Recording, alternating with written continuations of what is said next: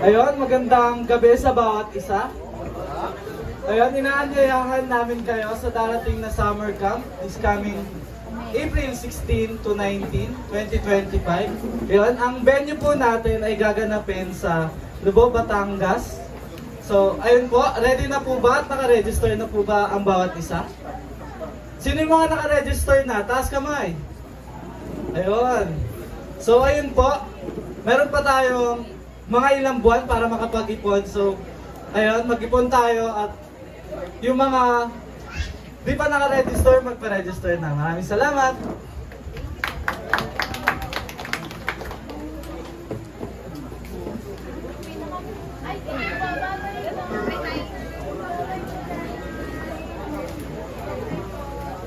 Uy, Regina, kita mo ba?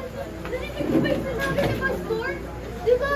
Sa summer camp na raw. Uy, narinig ko ba yun? Summer camp na.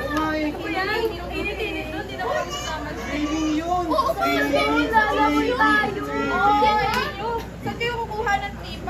Pang isang kamunad din na yun. Uy, hindi. Di ba kasi, basta yun, may beach tapos di ba mas makikilala natin sila. Swimming na ako kasi Oo, at makikilala natin sila. Mas swimming at makikilala natin sila, di ba? Alam mo, kung gusto mong sumama, huwag mo kaming pinili. okay deal.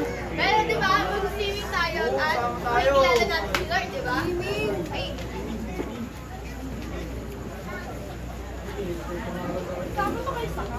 Hindi, ang init kaya doon. kaya yung 3 by something na yun eh. Kaya nga, inom Inom na na lang lang tayo. tama na lang tayo. Wait lang, ang dumi na pupo.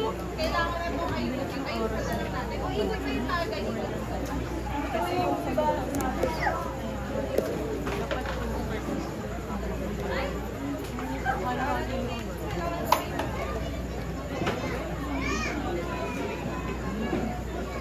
Kaya lang, hina mo naman uminom. Ang pait eh. Pero pait ito tayo. Ako kasi naman. Bili ka pa doon. Hindi ka na tayo tayo. Paluin ka lang natin.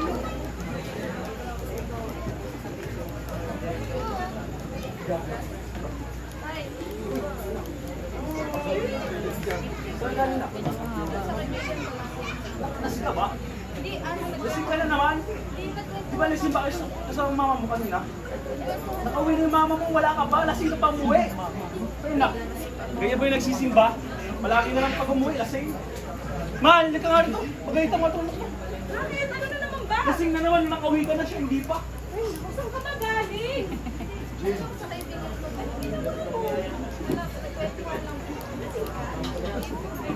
Sumama ka sa kampa para magbago ka. Ayoko na nang mag-inom. Nakakainom dyan. Bala ka.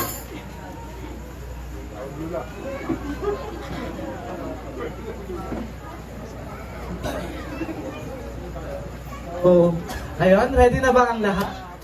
Ayun, di ba? Pinapalakpakan muna natin yung bawat isa na nakasama tayo ng summer camp. Ayun. So, ang ituturo ngayon, di ba? Ayun nga, di ba?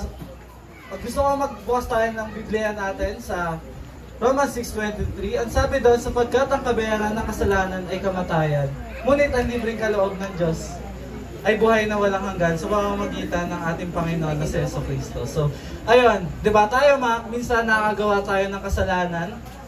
Nakagawa tayo ng kasalanan, parang feeling natin, napapalayo tayo sa Panginoon. Feeling natin kapag pumasok tayo sa simbahan, masusunog tayo. Ganyan, kapag nagsisinungaling tayo, umiinom tayo, paano pa man pag disrespect natin sa magulang natin. Feeling natin, ang sama-sama na natin tao. Pero ayun, may magandang balita ang Diyos na lahat ng mga nagawa nating kasalanan ay pinatawad niya sa pamamagitan ng pagkapako ni Jesus sa krus sa pagkatubos sa atin. At syempre, muli siyang nabuhay para rin sa atin. So, ayun, magandang gabi sa bawat isa.